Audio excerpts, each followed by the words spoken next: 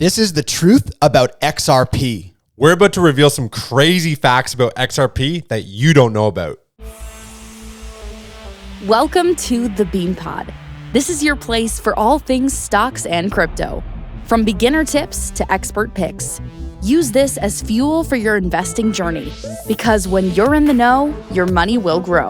The Bean Pod is presented by DAOmaker, the top crypto launchpad in the industry. DAOmaker allows people to participate in top crypto projects before they launch and generate some of the best returns you can find anywhere. They also provide growth solutions for crypto projects that are looking for funding and assistance with marketing. With their revolutionary new public strongholder offerings, everyone can get early access to top crypto projects regardless of their net worth.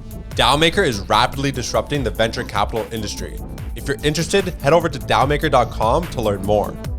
Welcome to the Bean Pod. This is Shane, aka the Jolly Green Investor. And this is Josh, the Nifty Investor. Today, we're going to reveal the truth about XRP and Ripple. We've taken a deep dive into Ripple and XRP, and we have a lot to reveal to you today, so tune in till the end. And we're going to tell you if we're buying it or not, right? That's right. So let's dive right into it. We have Ripple, often confused with XRP, and XRP confused with Ripple. Right. Ripple is the company.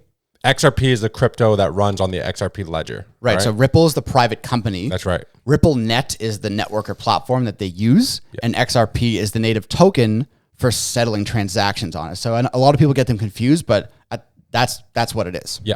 So Ripple is a payment settlement system and currency exchange system that can process transactions around the world. They had this idea, I think they launched back in 2012, to replace SWIFT. And SWIFT is the leading money transfer network around the world. I've used it before when trying to transfer money from Australia to Canada and vice versa. It's a piece of shit. Yeah. It takes 3 days, 4 days. There's a ton of fees. So as much as I'm not a big fan of the XRP community, I really appreciate what Ripple and XRP are attempting to do by creating cross-border instant transactions. The value proposition is simple, right? You know, when anyone approaches with a new crypto project, sometimes it can be complicated. But with XRP, and I feel like that's the reason why it's built up such a large community, it's so simple. Sending money across borders. As you said, it's a pain in the ass. The fees are high. It can take days to send money from here to, say, Australia or Japan. And that's just, in this day and age, that just shouldn't be, right? So, as you said, Ripple in its current form was made around 2012, but the first version of RippleNet was actually launched in 2004, right before cryptocurrency was even a thing. And fun fact, Satoshi Nakamoto even mentioned Ripple in one of his early emails.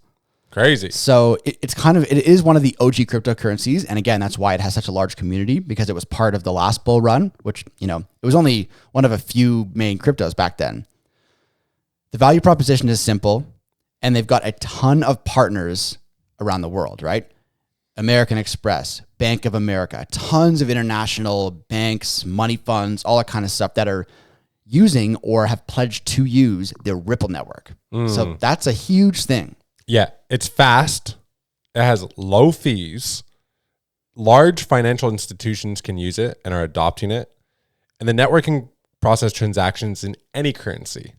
So whether it's fiat, ethereum, you can transfer literally anything on this network. Yeah. So the pros to Ripple and XRP is incredible. However, there are some disadvantages. I mean, as we said, there's so many good things about it. That's right. And it seems like a great investment, but why is there controversy, right? Well, basically there's a few things, right? It's considered to be centralized at the moment.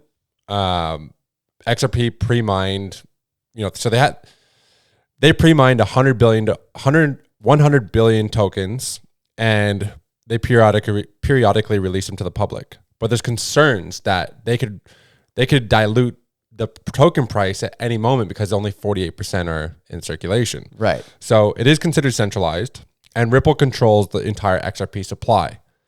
Obviously, what's been occurring for the past 18 months? They're in a conflict with the SEC because they're deemed that they issued unregistered securities. Whether or not that's true is yet to be deemed in the justice system. So we need to find out. For sure. I mean, you think about the thesis of crypto and why people are drawn to it. It's the decentralization. It's getting power away from centralized companies, banks, and big institutions. And then when you take that and you look at what Ripple did, and they just pre-mined all these tokens, basically created them out of thin air, and then sold them for $1.3 billion. Yep. And really, they haven't made good on their promise yet of what it was supposed to do. And as you said, it's a centralized company. It's a private company. They control the supply. So is it really what crypto is trying to do? If this company has basically just created these tokens and this technology, it doesn't sound like what crypto is supposed to be to me. And that's why the SEC is going after them. So from the controversial point, I can see why a lot of these Bitcoin and crypto maximalists turn a blind eye towards XRP, or, they say it's not real crypto. It's not decentralization. And that makes sense. And I can see that. So that's why a lot of people, first of all, don't like XRP. And there's a huge clash between the people that love XRP and then your Bitcoin maxis who say, that's not real crypto, right? Yeah. And there's also a ton of bag holders as well. The price went from, so it was founded and launched in 2012. In January of 2018, it reached an all-time high of $3.40. And since then, it's kind of dropped down to that 75-cent mark. So was that a fifth or so of its all-time high? Big time. I'm sure a lot of people FOMO'd in. This is, 2018. This is after that last big crypto bull run or whatever. That's when people are jumping in. So it's almost like it's created this hopium, like, okay, well, if they can just win the lawsuit, then, the price should shoot to the moon. Think about the adoption, etc. But to your point about the spirit of crypto, decentralized versus centralized. Is it a security? Is it not a security? I mean, how long is this going to go on for?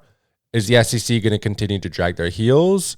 Are the judges, the Supreme Court, just going to rule in favor of Ripple? Because there was a note I made here. The SEC official William Hinman publicly said that cryptocurrencies were not securities. And he said this in court. Right. Cryptocurrencies are not a security.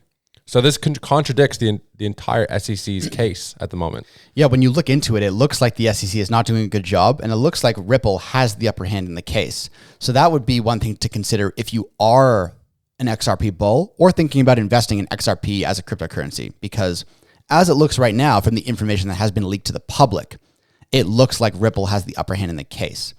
And that is a good thing for not only XRP, but cryptocurrency as a whole. Because if XRP loses that case, then there's a whole lot of other cryptocurrencies that could be deemed securities in the United States, almost all of them. And that's bad news for the entire industry. If they lose that case, look out below. I also think that I think the SEC, it seems as though from the research I've done, is that the SEC has realized that they've lost.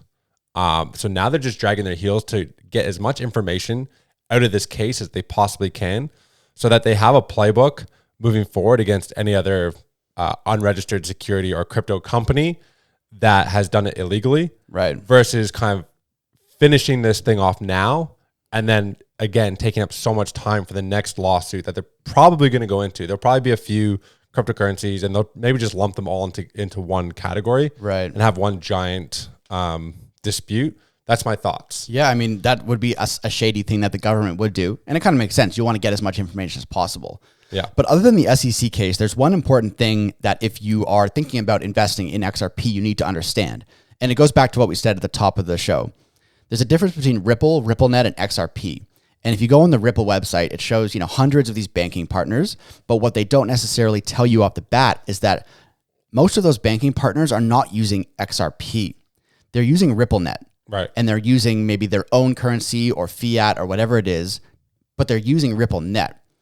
So I think long term, the company Ripple, who has been rumored to maybe look for an IPO eventually, while they could be successful, XRP as a token may not be, because if the banks choose not to use it, then there's no demand, and the company's sitting here with billions of these XRP tokens that no one's using.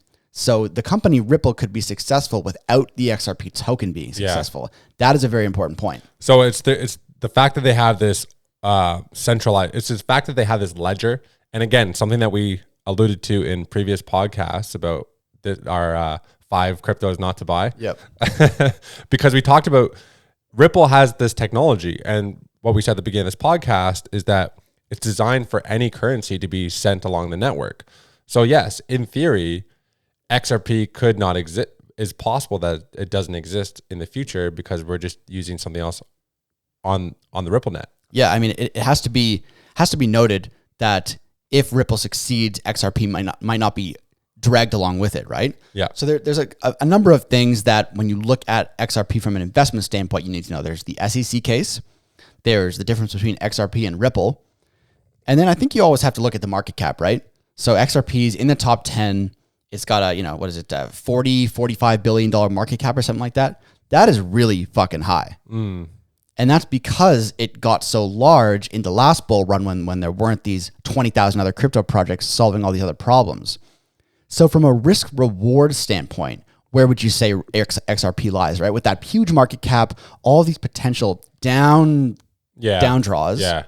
You know what I mean? I know. I put it like maybe a 65-35, like 65% risk, 35% risk off. So I could see myself allocating a few dollars in case everything worked out perfectly. And this did become maybe the SEC, I don't know, maybe the SEC and the government's collaborating right now behind the scenes with Ripple. And this ends up becoming like the new currency. And this is what they build in. Maybe that happens, right? But maybe it goes the other way. Ripple wins or Ripple loses and XRP loses all its value, right? So there's risk on both sides. Yeah, and you have to also think about their competition, right? So as we said, they're trying to replace SWIFT as the global financial settlement transaction thing. SWIFT is partnered with over 11,000 financial institutions across over 200 countries. So basically every country, every financial institution is already using SWIFT. Ripple has an impressive list of banks, a few hundred and over, 40, 50 countries that are using Ripple / a couple of them using XRP. They've got a long way to go. I think people expect if they win this lawsuit, boom. Yeah. Ripple replaces SWIFT, but that is a long road. And you also have to think about the competitors, right? You have Stellar Lumens, XLM, a similar project operating in a similar space, money transfers and settlements. They've already got partners with all sorts of companies. Some have switched from Ripple to Stellar Lumens. So they're not the only one trying to do it. So there's a lot of things for me in combination with that market cap that just, it makes me hesitant to buy XRP because I can pick a project that has a market cap of a fraction of XRP, like a Near Protocol or an Avalanche or an Algorand, that I think could do a 10x. For XRP to do a 10x from where it is now, it's a $500 billion market cap, more than Ethereum. Yeah, I was thinking more playing it for the rumors of later in the year when more articles are released, more emails are released, more positive sentiment is. I think the day that the SEC loses to Ripple, which I just judging by what I've read, it seems like the SEC will lose. But I think the rumors running up until that point would be the way I'd play this. It's a classic buy the rumors, sell the news, right? Yeah. So if you're looking at it, maybe look to buy XRP, over the next, I don't know, year, however long it's going to take for that case to get settled. Buy when these rumors that they're going to lose. And then the moment or the day before the ruling comes out, you got to unload those tokens because as we've seen before in the stock market and in crypto, stock market more than crypto, but I feel like for something this big, it would apply. Buy the rumor, which is XRP winning the case. And as soon as they win that case, unload those tokens, right? So 100%. It'll look like a rug pull. I do really want Ripple to win because I think the US is in a really peculiar spot right now with crypto and regulations. Let's say Ripple loses, what's going to end up happening is the platforms are then going to have to register with the SEC. It's going to take up a lot of time and money. If XRP is deemed a security, Ripple will then have to know exactly who all their holders are, and that's not possible. It's gonna fuck up the entire movement that crypto is attempting to do right now. And something this negative and this big, I think would really be catastrophic, not only to crypto moving forward in terms of regulations, but I think all the altcoins could potentially take a dive as well. Yeah. Because you never know who would be the next, there's some chatter about them going after Ethereum, and you just don't want to have resources tied up into silly lawsuits like this, when we could be using these resources to further enhance and expedite the process of getting crypto regulated and having institutions step in. Like, how about the SEC spends their time on getting one of these Bitcoin spot ETFs approved instead of sitting and doing this crap? You know what I mean? Like, yeah, I agree. It would be terrible for the entire crypto industry if they do lose. But as we said, it seems like they're probably not going to lose. For me personally, the only thing I would do is what Josh said: buy the rumors, sell the news.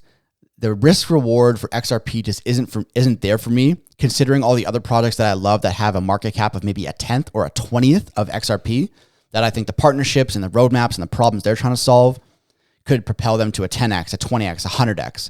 Whereas if XRP wins and maybe there isn't the sell the news event, it could, 2x, 3x. But in crypto, I'm not really looking for that kind of thing, especially the downside risk that XRP does have. So one, I might even look at investing in XLM or Stellar Lumens instead. Yeah. But maybe it's a swing trade. Maybe it's a buy the rumor, sell the news. The one thing I will say is if Ripple does do an IPO, that would be an interesting play for me. For sure. Because even if RippleNet succeeds and the banks aren't using XRP to settle the transactions, Ripple as a company and their technology, after they get through all this legal issues, I see real potential there. So a Ripple IPO for me could be potentially more interesting than XRP, the token itself. Right. Just wait for the IPO sell off. Yeah. Yeah. Well, we got to get in beforehand somehow. Yeah. For sure. So there has been a lot of positive momentum for Ripple. I mean, they just added the Federal Reserve Bank to its, just added the Federal Reserve Bank to its board, which is kind of interesting.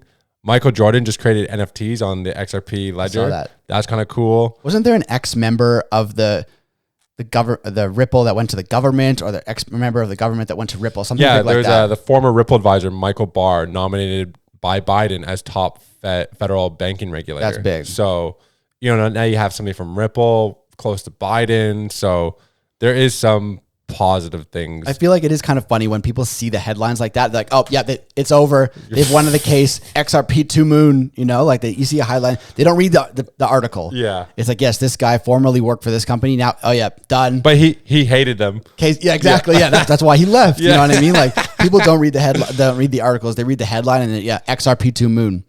And can we quickly talk about we have to talk about the community quickly, because we've talked about this on episodes before. And it's one of the reasons why a lot of people hate on XRP. The community, for whatever reason, is extremely toxic. They think XRP over everything. Every other crypto is terrible. You can even see it in the comments in our videos. If you ever say anything bad about XRP, or if you talk about another project that's maybe trying to do what XRP is doing, they'll just bash you and rip you. And in terms of crypto, toxic communities are prevalent, but I'm not sure there is one that is worse than XRP. Maybe Cardano. But I think XRP, because of how long it's been around for, you mentioned 2004 when Ripple started, but then it was founded and launched in 2012. So that is one of the longer standing projects, which have accumulated a lot of funny characters along the way.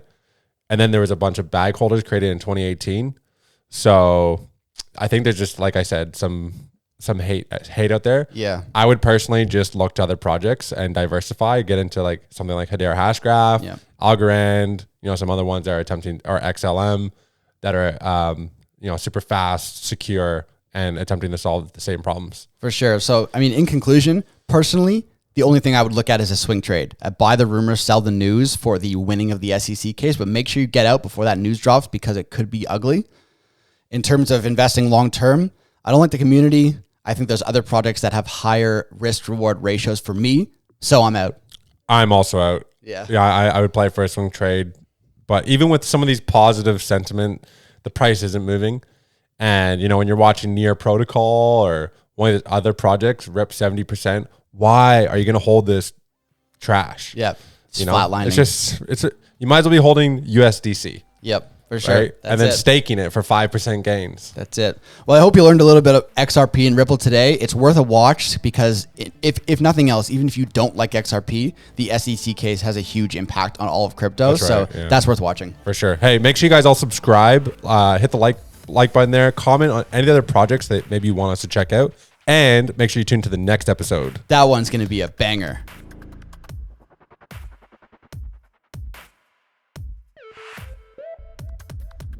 All views expressed by speakers on the BeanPod are solely their opinions. You should not treat any opinion expressed on the BeanPod as a specific inducement to make a particular investment or follow a specific strategy, but only as an expression of their opinion. This podcast is for informational purposes only.